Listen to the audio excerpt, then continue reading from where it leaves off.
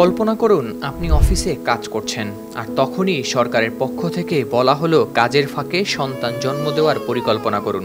রাশিয়ার জনসংখ্যা কমার সমস্যা নিয়ে উদ্বিগ্ন পুতিন সরকার এবার নিয়ে এসেছেন অভিনব উদ্যোগ, আর তা হলো কর্মক্ষেত্রে কাজের ফাঁকে কিংবা কফি ব্রেকে রাশিয়ানদের যৌন মিলনে উৎসাহিত করা হচ্ছে।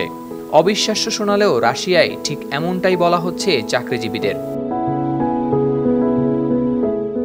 রাশিয়ার প্রতি নারী পিছু শিশু জন্মহার মাত্র 1.5, যেখানে স্থিতিশীল জনসংখ্যা ধরে রাখতে এই হার হওয়া দরকার 2.1%। রুশ স্বাস্থ্যমন্ত্রী ইয়েভজেনি শেস্তোভলোভ মনে করেছেন এই সংকট কাটাতে হলে দেশের জনগণকে নতুন উপায়ে ভাবতে হবে, আর তাই তিনি প্রস্তাব দিয়েছেন কাজের ব্যস্ততা এবং চাপের মধ্যে সুযোগ পেলেই কর্মীরা সন্তান গ্রহণের পরিকল্পনা করবেন। সাম্প্রতিক এক সংবাদ সম্মেলনে শেস্তোভলোভ বলেন, জীবন দ্রুত শেষ হয়ে যায়, কাজের ফাঁকে আমরা সময় বের করতে পারি। সন্তান জন্ম দেওয়ার পথে কাজকে বাধা হতে দেয়া উচিত নয়।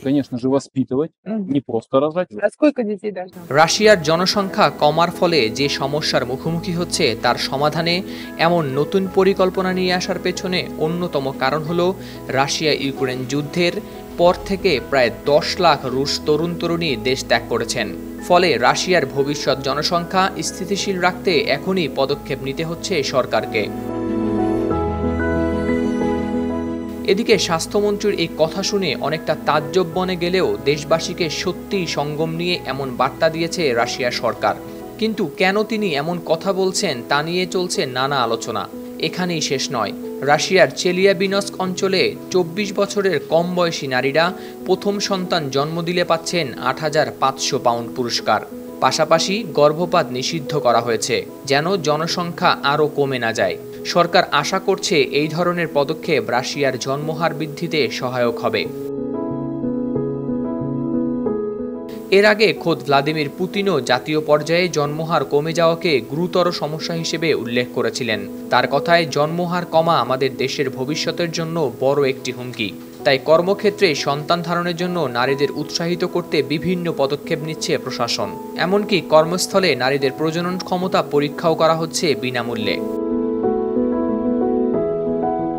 বিভিন্ন সংবাদ মাধ্যমের প্রতিবেদন অনুযায়ী রাশিয়ার জন্মহার এমনভাবে কমছে যে তা নিয়েই উদ্বিগ্ন রুশ সরকার। আর সেই সমস্যা মোকাবিলার জন্যই দেশের জনসাধারণকে সরকারের পক্ষ থেকে কাজের ফাঁকেই সঙ্গমের পরামর্শ দেওয়া হয়েছে।